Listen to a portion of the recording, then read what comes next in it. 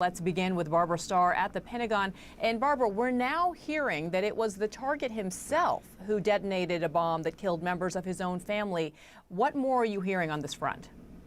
Well, several sources, administration officials are telling CNN that the initial assessment they have from the ground is, in fact, the leader of ISIS al-Qurayshi, the target they were going after, blew himself up as U.S. troops were approaching or entering the building where they thought he was, and that these 13 people were killed, including 6 children, when that happened. And now, of course, the military will look at this and review it as part of a standard after-action review.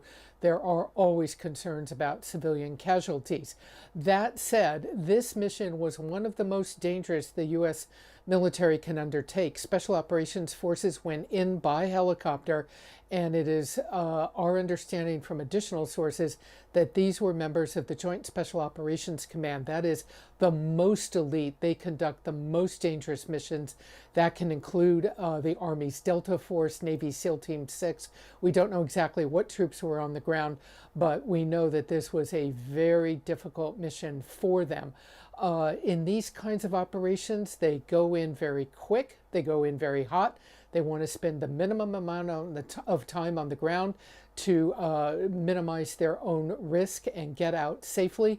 They would have also kept eyes on this target. Once they got the intelligence that the person they were looking for was there, there would have been continuous intelligence monitoring the area to make sure the person hadn't moved, hadn't left, to make sure they had as good an understanding as they could of where civilians might be in the target area. So again, very complex, very dangerous. We expect to hear more in literally the coming minutes from the White House, from President Biden, on how all of this unfolded. And it requires an enormous amount of intelligence prior to make sure you know where those targets are. Just quickly before we go to Barbara, it is our understanding at this point that no U.S. personnel killed or wounded in this operation.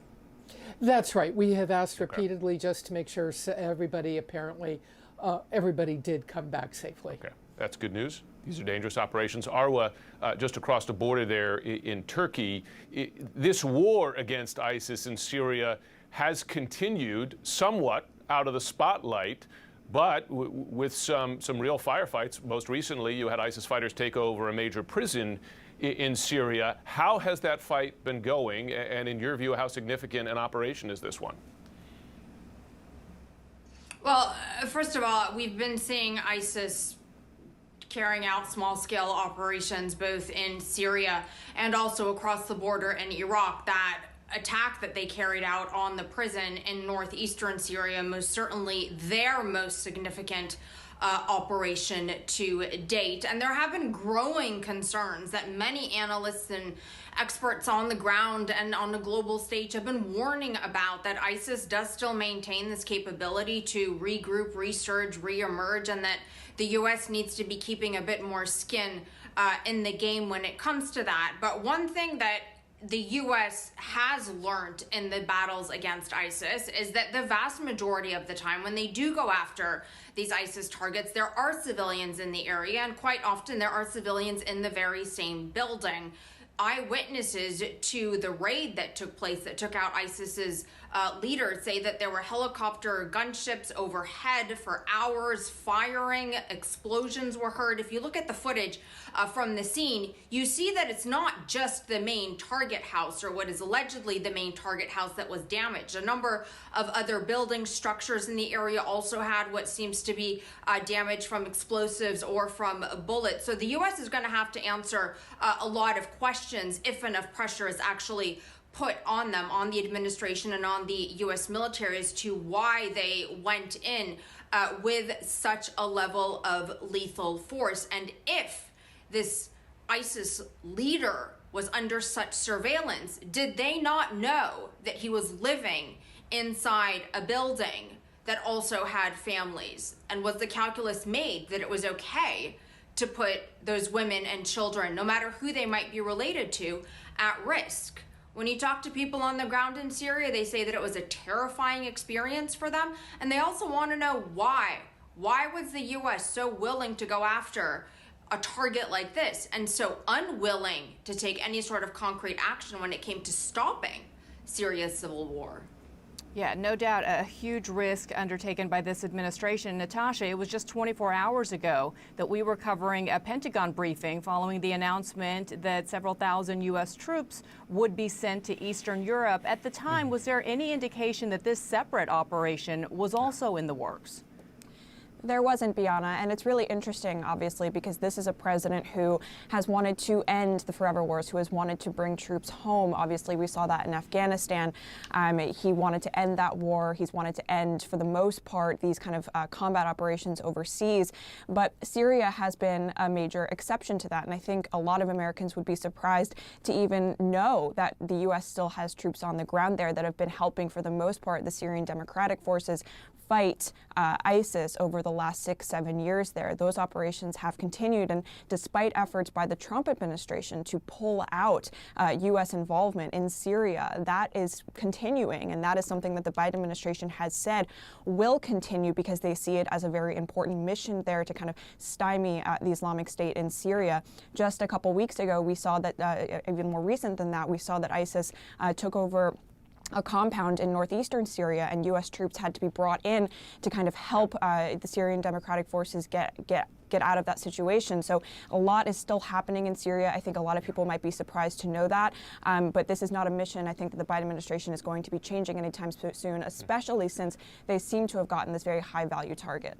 Well, it's a much smaller footprint. That's been the model in Syria. Several hundred U.S. forces as opposed to several thousand or even tens of thousands. Of course, they peaked in Iraq and Afghanistan, helping to buttress local forces, in this case, Kurdish fighters in Syria. Cedric Layton, with groups like ISIS or Al-Qaeda, you kill a leader, they name a new leader. And this leader who was killed just in this operation, Abu Ibrahim al-Hashemi al-Qurayshi, replaced, of course, al-Baghdadi in 2019 when he was killed. Soon we will hear an announcement of a new leader of ISIS, no question.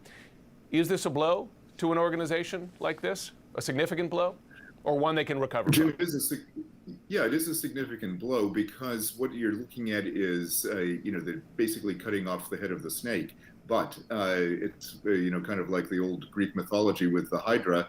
There are going to be many different possible ways in which ISIS can regenerate its leadership. They will have a council meeting where they will actually discuss who will be the next leader, and that will happen probably fairly quickly based on what happened after al-Baghdadi was killed. So with the death of al-Hashemi al-Qurayshi, they will meet either virtually or in person to select a new leader, and will in all likelihood announce that leader just as a means of declaring that they're still here, that they're still relevant, and that they're still able to carry out their missions and their terrorist acts. Barbara, talk about the threat that ISIS still poses on the U.S. and our interests around the world. A reminder to our viewers that it was ISIS who was responsible for the murder of 13 U.S. Marines and during the hasty evacuation back last summer from Afghanistan. Well, I think that actually underscores what the challenge is with ISIS right now. By all accounts, they really have morphed into various organizations in various locations in Afghanistan, in parts of Africa. Whether they still really have the kind of centralized command structure that they did under Baghdadi may remain an open question, because these affiliated groups around the world certainly have shown an ability to conduct operations. And that's a challenge for the U.S. to figure out how to get the best intelligence and where, how, and when to go after them in the kind of raid that we saw overnight. Now, we're still trying to get the absolute details. I want to say that these are first reports. But typically what U.S. forces will do in these raids to protect civilians is they at least will try and call out and say, send out women, children, and civilians. And many times these terrorist targets, of course, simply won't do that. So again, we're going to have to see what bears out on exactly how these civilians were killed. The military well knows there is a good deal of skepticism about their efforts to protect civilian casualties. And even just several days ago, Defense Secretary Lloyd Austin issued a new policy trying at least to bring more attention to it and get to make sure that this is accounted for in these operations. It's a very tough problem. We'll have to see how it all sorts out.